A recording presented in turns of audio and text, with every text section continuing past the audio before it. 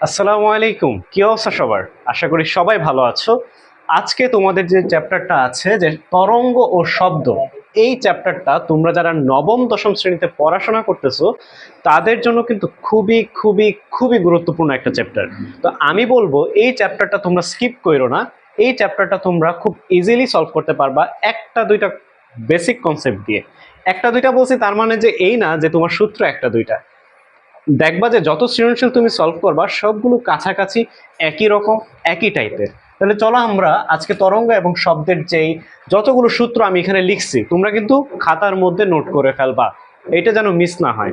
এবং এখানে যেই বিষয়গুলো আমি এখন এক্সপ্লেন করব যে তোমার কোনটাতে কি প্রকাশ পাচ্ছে এবং এই সূত্রটা কেন দিল বা কি জন্য আসলো, এই জাস্ট এতটুকু ফিল করানোর জন্য আজকের এই ক্লাসটা।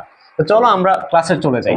দেখো প্রথমে আমি যে সূত্রটা লিখেছি সেটা হচ্ছে স্প্রিং এর বল, যেটা হচ্ছে F equals to minus K x. তোমাদের একটা ক্লাস আছে কাজ ক্ষমতার শক্তি, সেই ক্লাস কিন্তু আমাদের আসাদ ভাইয়া নিয়েছেন এবং সেখানে কিন্তু স্প্রিং সম্পর্কে বিস্তারিত কিছু আলোচনা হয়েছে এবং সেখানে কিন্তু ভাই এই সমীকরণ থেকে অনেকগুলো সমীকরণ বের করে দেখিয়েছেন। আমি এখানে ওইটা আর করবো না, আমি ডিরেক্ট তোমাদেরকে বিশ্লেষণ করে দিব যে এখানে কোনটাতে কি প্রকাশ পাচ্ছে এবং এই সূত্র দিয়ে তুমি কি বের করতে পারবা। চলো প্রথমেই দেখো আমি লিখছি যে এই স্প্রিং এর বল F সমান সমান মাইনাস কে এক্স। F সমান সমান মাইনাস কে এক্স। এই যে স্প্রিং এর বল, এই যে মাইনাস কে এক্স, এই জায়গাটা তোমাকে বুঝতে হবে। এইখানে কেটা কি?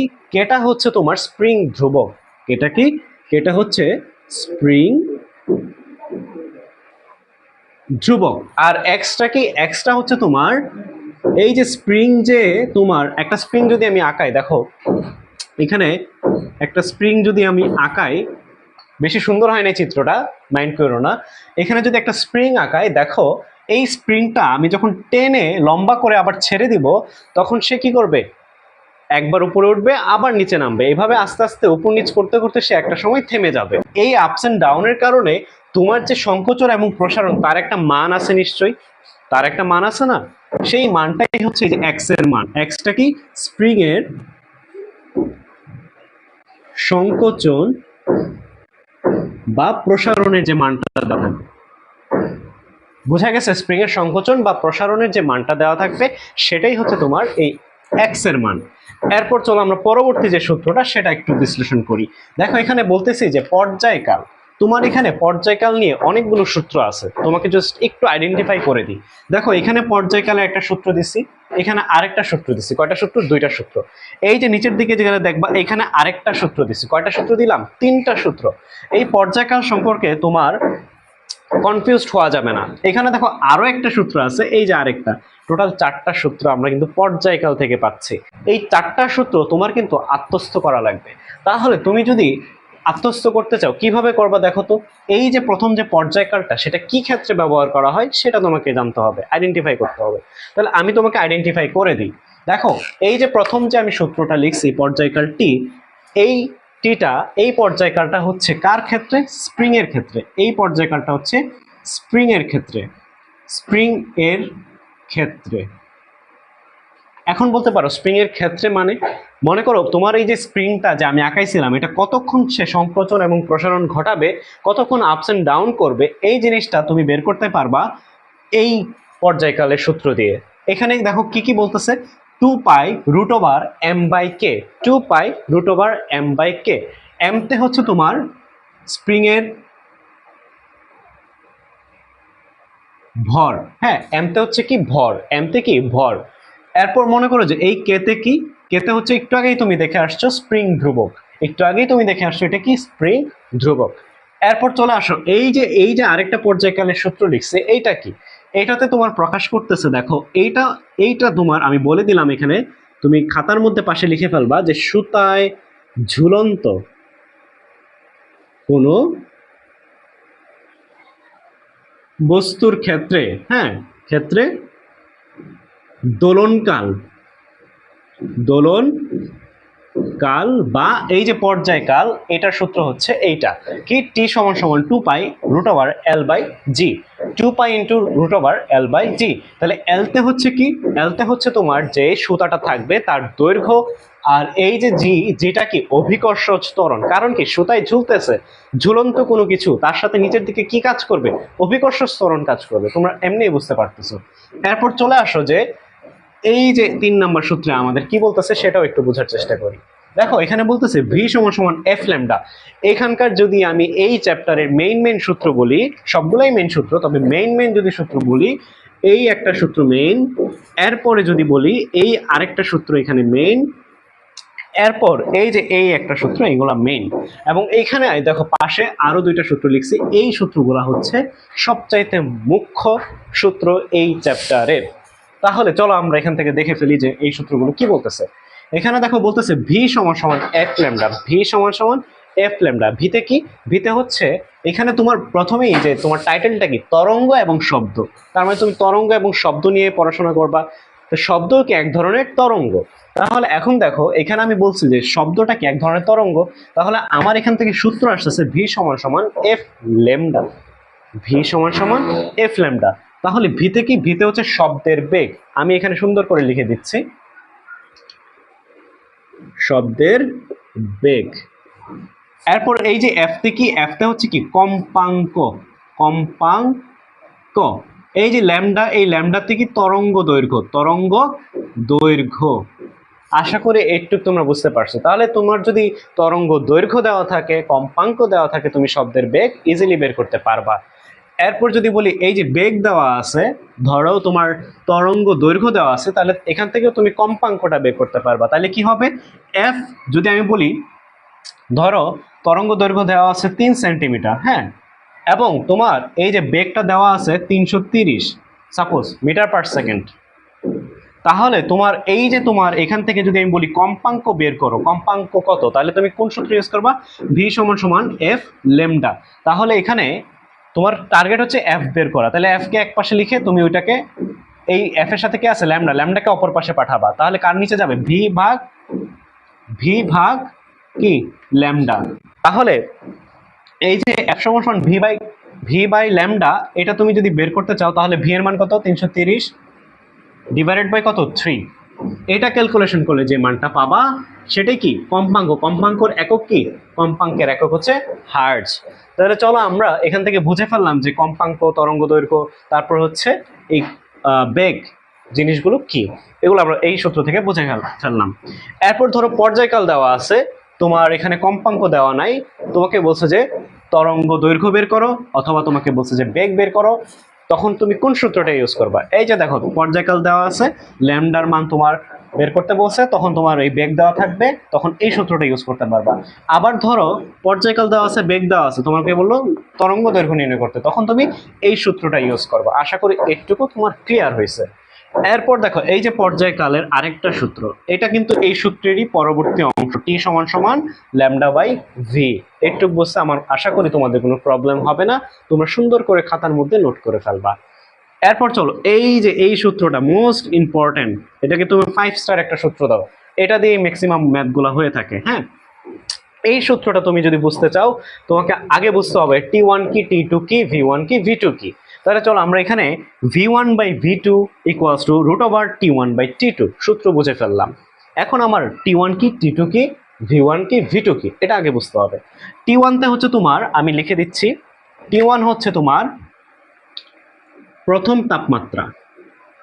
প্রথম তাপমাত্রা তোমার কত থাকে, এই প্রথম তাপমাত্রা দেখবা ম্যাক্সিমাম টাইম তোমার দেওয়াই থাকে 0°C।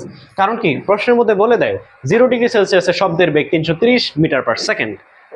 তখন তোমাকে আবার ওই টেম্পারেচার, সেকেন্ড একটা টেম্পারেচার ইনক্লুড করে দেয়, কি দেয়, সেকেন্ড টেম্পারেচার, বলে যে এটা কি তোমার দ্বিতীয় তাপমাত্রা। এখন এই যে দ্বিতীয় তাপমাত্রা, এটা প্রশ্নে বলে দেয় যে তোমার 30°C। মনে রাখবা এই চ্যাপ্টারের যা কিছু করবা কেলভিন স্কেলে করবা। কারণ কি তাপমাত্রার একক হচ্ছে কেলভিন।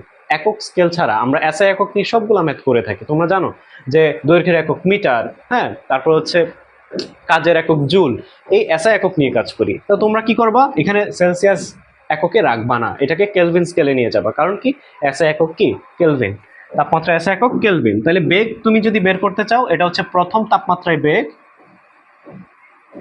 তাপমাত্রায় শব্দের বেগ, শব্দের বেগ। আর এটা হচ্ছে দ্বিতীয় তাপমাত্রায় শব্দের বেগ। তাহলে এখন একটু তোমরা বুঝে ফেললা যে কোনটাতে কি প্রকাশ করতেছে। এখন তুমি 0°C কত কেলভিন আসে। ধরো এখানে তোমার দেওয়া আছে যে 0°C, তাহলে তুমি তখন বলতেছো 273 কেলভিন এটাকে। এখন তোমাকে বললো প্রশ্নে 30°C, তাহলে 30°C কেলভিন স্কেলে কত হবে বলো তো? এই যে 273 আছে না, এইটার সাথে 30 যোগ দিবা, কি দিবা? যোগ দিবা, তাহলে কত আসবে? 303, তাই না? এই যে 303 তুমি পাইলা কেলভিন স্কেল, এটাকেই তুমি এই সূত্রে ইউজ করবা, এই সূত্রে ব্যবহার করবা। আশা করি তোমরা এখন যদি তোমাকে বলে যে 45°C, তখন তোমার কত কেলভিন আসবে বলো তো? তোমরাই বলো এখানে কত কেলভিন আসবে, বলতে পারবা? আচ্ছা আমি করে দিচ্ছি, দেখো তুমি এখানে 273 লিখবা, যোগ দিবা কত? 45। তাহলে কত আসবে বলো তো? এখানে যদি আমি যোগ করি, 5 আর 3 8, 4 আর 7 কত? 11, 1 হাতে রইল 1 আর 3, 318 কি কেলভিন। তার মানে কি কেলভিনে তুমি কনভার্ট করা শিখে গেছো, আলহামদুলিল্লাহ। তো চলো আমরা পরবর্তী সূত্রে চলে যাই। এখন দেখো বলতেছি এখানে আরেকটা সূত্র, পর্যায়কালে, এই যে বললাম না অনেকগুলো সূত্র, এখানে দেখো 1/f, এফ থেকে কম্পাঙ্ক, তাই না? এফ থেকে কম্পাঙ্ক, তাহলে এই কম্পাঙ্ক দেওয়া থাকলে তুমি পর্যায়কাল বের করতে পারবা। এরপর এফ থেকে যদি কম্পাঙ্ক না দেওয়া থাকে, সাপোজ এই পর্যায়কাল দেওয়া আছে কোনো একটা তরঙ্গ দৈর্ঘ্যের, তখন কিন্তু এই কম্পাঙ্ক বের করতে পারবা এই সূত্র দিয়ে। ফাইন, এখন চলে আসো লাস্ট দুইটা সূত্র, সাথে আরো দুইটা সূত্র দিয়েছি, ওই দুইটা সূত্র কিন্তু একটু ইম্পর্টেন্ট আছে। তাহলে চলো আমরা এই চারটা সূত্র আমরা সলভ করে ফেলি। এখানে দেখো 6 নম্বর সূত্র আমি বলছি 2D = VT, এবং পাশে লিখে দিছি যদি প্রতিধ্বনি হয়। কি বলছি? প্রতিধ্বনি হইলে এই সূত্র ব্যবহার করবা। ধরো একটা তুমি শব্দ করলা, সেই শব্দটা দেয়ালে বাড়ি খাইলো, এবং সেই শব্দটা আবার তোমার কানে আসলো, রিপিট হইলো, তার মানে কি? প্রতিধ্বনি শুনলা। দেখো আমরা এখানে একটা ভিজুয়াল দেখাই তোমাদেরকে, যে এখানে ধরো একটা দেয়াল, এখান থেকে তুমি দাঁড়ায়া কি করতেছো? একটা কথা ছাড়ছো, এই কথাটা দেয়ালে বাড়ি খাইলো, এবং সেই কথাটা এইখানে ধরো তোমার বন্ধু দাঁড়ায় আছে। হ্যাঁ, চিত্রটা খুব বাজে হয়েছে, তারপরে তোমরা দেখো যে এখানে ধরো তোমার বন্ধু দাঁড়ায় আছে, সেই শব্দটা কি করলো? রিপিট একটা শব্দ শুনতে পাইলো, রিপিট একটা শব্দ শুনতে পাইলো। তাহলে কি হলো? প্রতিধ্বনি ঘটলো। এই প্রতিধ্বনি যদি হয়, তখন তোমার ডিস্টেন্স, কতটুকু দূরত্ব অতিক্রম করছে শব্দটা, সেইটা বের করার জন্য তোমার এই যে এই অনাকাঙ্ক্ষিত যে সূত্রটা, ঠিক আছে? তাহলে দেখো তোমার এখান থেকে 2D = VT, এই সূত্র থেকে তুমি ডি কিভাবে বের করবা সেটাও তোমাকে দেখায় দিচ্ছি। দেখো এখানে 2টাকে যদি তুমি ওই পাশে পাঠায় দাও, সাপোজ আমি এইখানে প্রচুর লিখে ফেলছি তো জায়গা হচ্ছে না, আমি একটু মুছে দিই। হ্যাঁ, সূত্রটা এই জায়গাটা মুছে দিই। দেখো এখানে আমি 2D = VT বলতেছি, 2D = VT। তাহলে এখান থেকে তুমি ডিস্টেন্স বের করতে চাও, যে প্রতিধ্বনি কতটুকু দূরত্ব গেল, সেটা বের করার জন্য 2টাকে ওই পাশে পাঠিয়ে দিলেই কিন্তু তোমার বের হয়ে যাবে তোমার অ্যান্সার, বা তোমার যেই সমীকরণ। এখন কথা হচ্ছে এটা তুমি পাইলা, যদি তোমার প্রতিধ্বনি না হয়, সাপোজ তুমি এখান থেকে শব্দটা করছো, তোমার বন্ধু যা শুনছে, কোনো প্রতিধ্বনি হয় নাই, কোনো প্রতিধ্বনি হয় নাই, তাহলে জিনিসটা কি দাঁড়াবে? এই যে দূরত্ব কতটুকু অতিক্রম করছে, এই সূত্র ব্যবহার করবো, ডি = VT। আশা করি এতটুকু বুঝতে পারছো।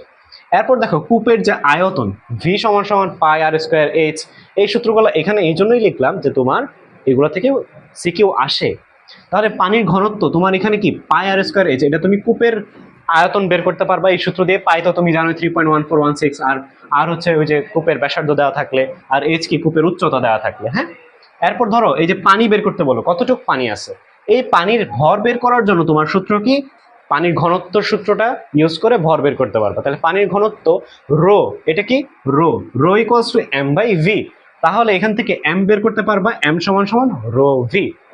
এই রোতে কি? এটা হচ্ছে পানির ঘনত্ব। এটার মান সবসময় মনে রাখবা। পানিতে ঘনত্ব কত জানো? পানির ঘনত্ব হচ্ছে 1000 লিটার। পানির ঘনত্ব কত? 1000 লিটার। এটা ব্যবহার করে তোমরা, এবং ভি যদি দেওয়া থাকে, তোমরা ভর কিন্তু, পানির ভর কিন্তু বের করতে পারবা, যে ট্যাঙ্কিতে কতটুকু পানি আছে।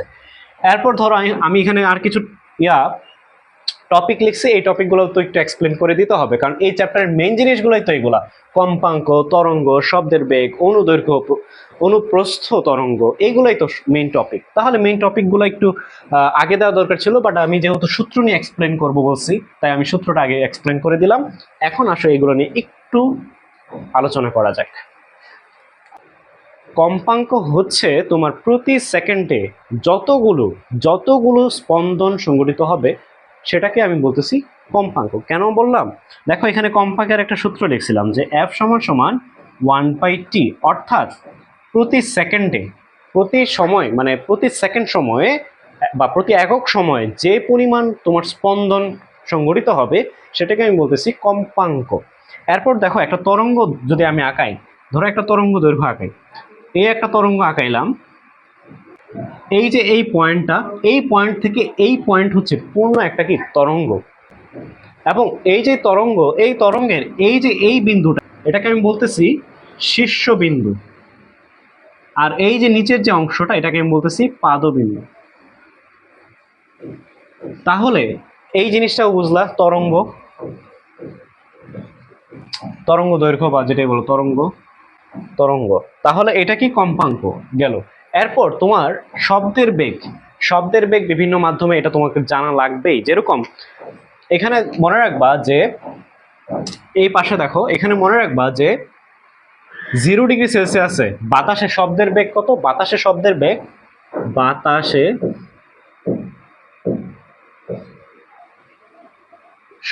বেগ হচ্ছে তোমার 330 metre per second. 330 metre per second. তাহলে 0°C তোমার বাতাসের শব্দের বেগ হচ্ছে 330 মিটার পার সেকেন্ড। এই ইনফরমেশনটা ভালো করে মাথায় রাখবা। এবং আরো কিছু আছে, যেরকম পারদ, তারপর আছে হচ্ছে তোমার লোহা, তারপর আছে হচ্ছে পানি, এই সব কিছুই আছে। এগুলো তোমার বইয়ে সুন্দর করে লেখা আছে, সেটা এই স্ক্রিনে হয়তো দেখতে পাবা, এই জায়গায় দেখতে পাবা আমার হাতের এখানে।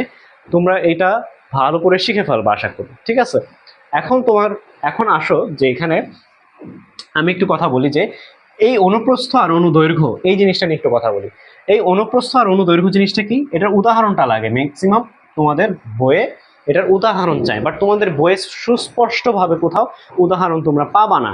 গাইডে দেখবা দুইটা প্রশ্ন দেখবা, একটা অনুদৈর্ঘ্য নিয়ে করছে আর একটা অনুপ্রস্থ, এমসিকিউতে করছে যে নিচের কোনটা অনুদৈর্ঘ্য তরঙ্গ আর নিচের কোনটা অনুপ্রস্থ তরঙ্গ। সেখানেও দেখবা অপশন তোমার ম্যাচ করবে না, একটাতে দেখবে একটা বলতেছে আর একটাতে যে ওইটাই বলতেছে, বাট ডিফারেন্ট কথার ক্ষেত্রে ডিফারেন্ট ইউজ করতেছে। বাট এটাও কি তোমার আসলে সঠিক ছিল না। এখন আমার কথা হচ্ছে যে সঠিক যেই আমরা পাইছি সেটা দেখো, যে অনুদৈর্ঘ্য তরঙ্গ হবে সেগুলোই যেগুলো হচ্ছে শব্দ, সুর, স্প্রিং, আর বেতার তরঙ্গ, টানা তার, পানির ঢেউ, যেগুলো ঢেউ খেলায় যায় সেগুলো হবে আমার অনুপ্রস্থ তরঙ্গ। সাপোজ ধরো এখানে একটু আঁকাই, এই যে ঢেউ খেলায় গেল, এটা কি একটা অনুপ্রস্থ তরঙ্গ। এবং এই যে তোমার স্প্রিং এর যে তরঙ্গটা, হ্যাঁ স্প্রিং এর তরঙ্গটা, এটা কিন্তু অনুদৈর্ঘ্য। এটা কি অনুদৈর্ঘ্য? কিভাবে যাবে এটা অবশ্যই মনে রাখতে হবে, সমান্তরাল ভাবে অগ্রসর হবে। এটা তোমাদের বইয়ে দেখাইছে এরকম কয়েলের মতো, হ্যাঁ কয়েলের মতো এরকম দেখাইছে, মানে কি একটার সাথে কি আরেকটা সমান্তরাল অবস্থানে আছে, তাই না? সমান সমান দূরত্বে অবস্থান করে সে যাচ্ছে, তার মানে কি তার তরঙ্গটা কি অনুদৈর্ঘ্য তরঙ্গ। তাহলে আশা করি এই অনুপ্রস্থ আর অনুদৈর্ঘ্য তরঙ্গের যে উদাহরণগুলো সেগুলো তোমাদের নখদর্পণে রাখবা। আশা করি আজকে যে এই তরঙ্গ এবং শব্দের যে ব্যাখ্যাটা ছিল বা সূত্রের যে এক্সপ্লেনেশনটা ছিল সেটা তোমরা ভালো করে বুঝতে পারছো। অন্য একটা ভিডিওতে আবারও দেখা হবে, সেই পর্যন্ত ভালো থাকো, সুস্থ থাকো, আল্লাহ হাফেজ।